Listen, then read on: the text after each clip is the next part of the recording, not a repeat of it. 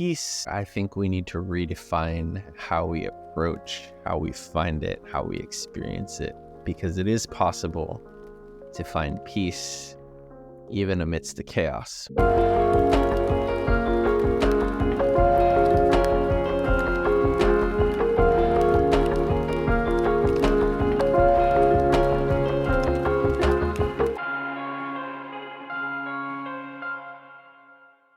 What's up? Welcome back to the soulxwhat podcast, coming at you from the capital city of Japan, Tokyo. This is Jason. I am your host. Welcome back. Today, I'd like to share a little bit about my musings of visiting Japan over the years. This is the first time actually in 5 years that I've been back to Japan, and prior to that, I was very fortunate to have visited about 5 times earlier in my life.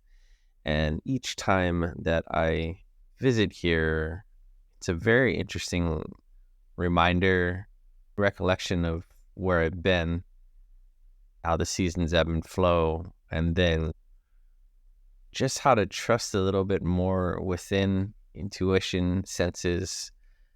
I've always felt like that in traveling. Traveling is one of those things, and note, even if you're traveling to a different part of where you're from, you can also really tap into this as well. When I travel, especially if I go somewhere where I do not know the language, I have to really rely on my observation skills, and I found that to be a very beautiful experience because it's really helped me to develop a greater trust with my own intuition and my inner guidance. And also it's helped to cultivate and deepen the appreciation that I have for my home, where I'm from, and really anywhere that I wander. Because one of the things that I've learned over the years is that wherever you are, you can be home. Home is a concept that can be found within. What is home? I will leave that up to you to define, because home can mean a lot of different things. For me, home is a place where I feel safe, secure, at ease, hopefully at peace. Although peace, I think we need to redefine how we approach, how we find it, how we experience it, because it is possible to find peace even amidst the chaos, which is something we touched on in our last episode.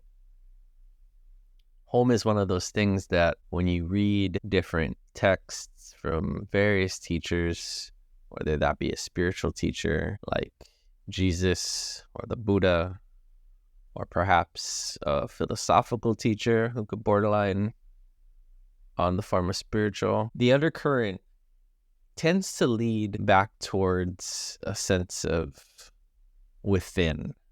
We'll look at Gandhi, for example. There's that very famous saying from Gandhi, be the change that you wish to see in the world. You could change the word change and insert whatever it is. Be the peace that you want to see in the world. Be the chaos that you want to see in the world. And a lot of times, our thoughts lead us in either direction. Going back to the first time that I went to Japan, it was such an eye-opening experience for me to be in arguably the world's largest city in Tokyo and find so many moments of quiet. Everywhere you go, there are seas of people, but within those seas, there are these pockets, there are these spaces where you're all alone, where it's extremely quiet, it's extremely peaceful. And that blew my mind because it's so counter to what you think of a place like this, of any city, large or small. It reminded me a lot of being at home, being by the ocean. I'd go into Shinjuku, Goen Park, and just sit there and look around and can't really see anybody. Or I'd stop by a temple, one of the little neighborhood temples, and people just pop in and out. And then you have these windows where it's just you. Sure, you can go to all the tourist spaces that you see, and you will be amidst the sea of folks, but it's so easy here to find those spaces and places of quiet.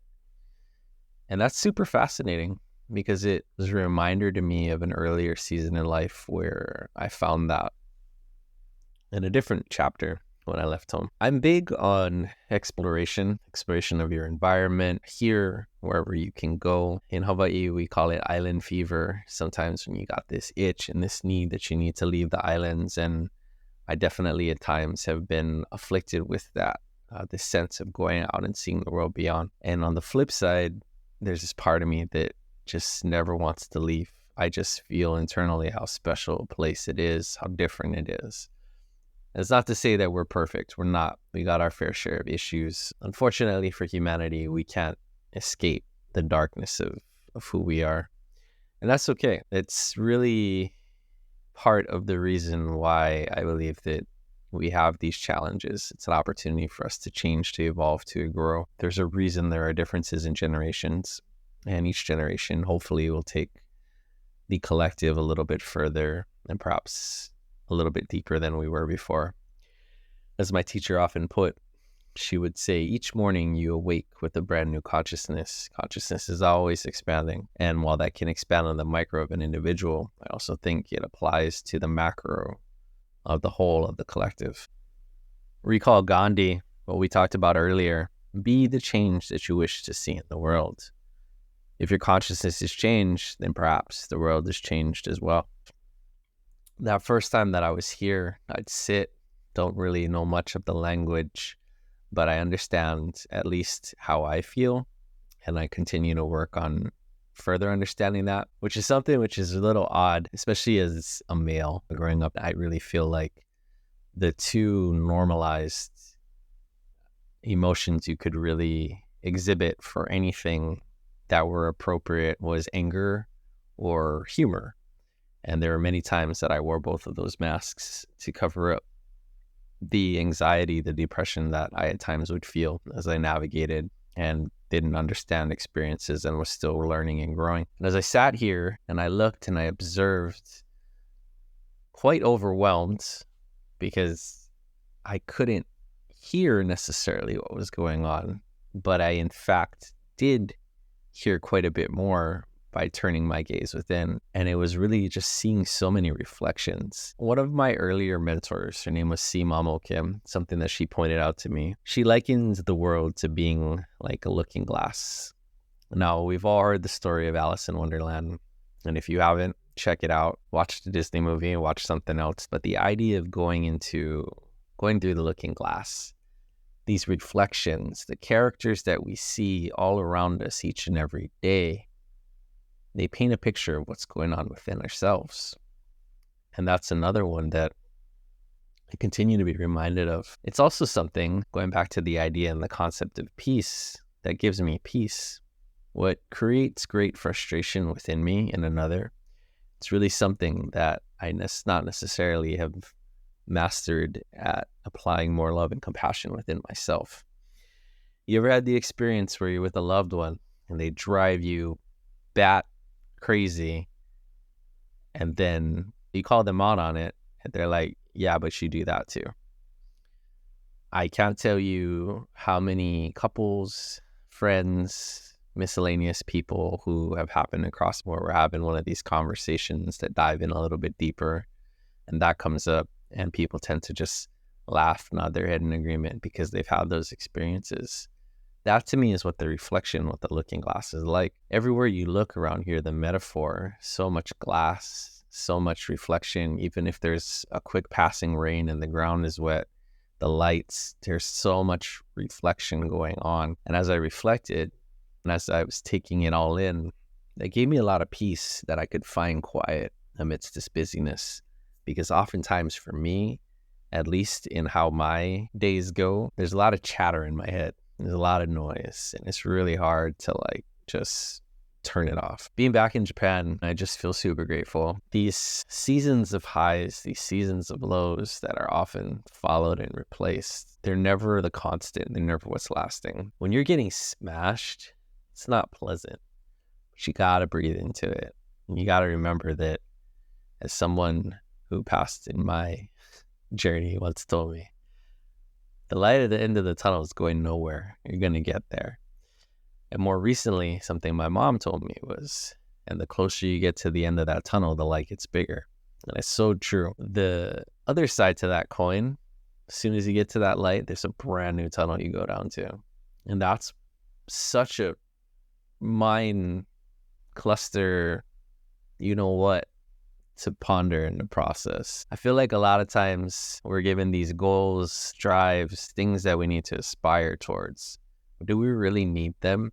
Is it a want? Is it a need? And only each person can define that for themselves. Going back to the idea of exploring, curiosity. As an artist, as a creative, exploration, my curiosity, these are just more paints that I get to color with. Having more experience, they're just more opportunities for me to learn and create more contrast on whatever canvas that I paint upon. Whether that be with my words, in making pictures, paintings, whatever the project is, even in my professional life. And as I continue and as I grow, more and more do I find that this fragmented way of being that I was conditioned to think was the only way I could go. For many years, I didn't think I could be this eccentric creative. I heard a lot of different things. Art doesn't make money. That doesn't do this. I internalized that. I believe that you can't do what you love. You just got to do what you got to do. Now, in some cases, yeah, if you have a responsibility, you got to do what you got to do. But I do believe it's possible to continue on your journey, really through the curiosity and the exploration. The only way that you'll discover what it is that truly makes you happy is to go out and try, experience, see what fits for you. And that's one of those things that traveling abroad and then in turn applying those lessons at home, it's really helped me to find a more lasting sense of peace and satisfaction with the moment, however that moment manifests. And it's going to change. It's a reminder to embrace, when you go on a trip, there's a start and a finish, unless you're buying a one-way and never going back. There's a lot of those type of situations that certainly unfold.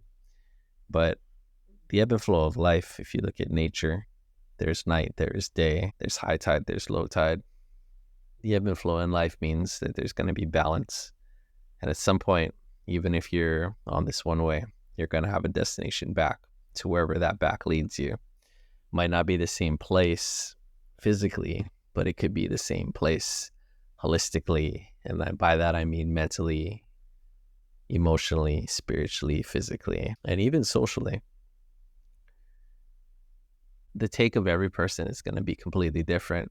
The key point that I hope to articulate here is give yourself the freedom to play, give yourself the freedom to explore, give yourself the freedom to create and have an adventure every day. In my case, travel's a reminder. But what I've realized is that I don't need such an extreme. And travel is not always possible. You look at the pandemic and how everything was locked down and shut down. Try being in the middle of a giant ocean and having that kind of thing go on. And also add to it the fact that your work is considered non-essential. So it's not a priority for you to even be out in the community or venture abroad to do work elsewhere. And you know what? At some point early in life, we had that ability. I believe we still have it.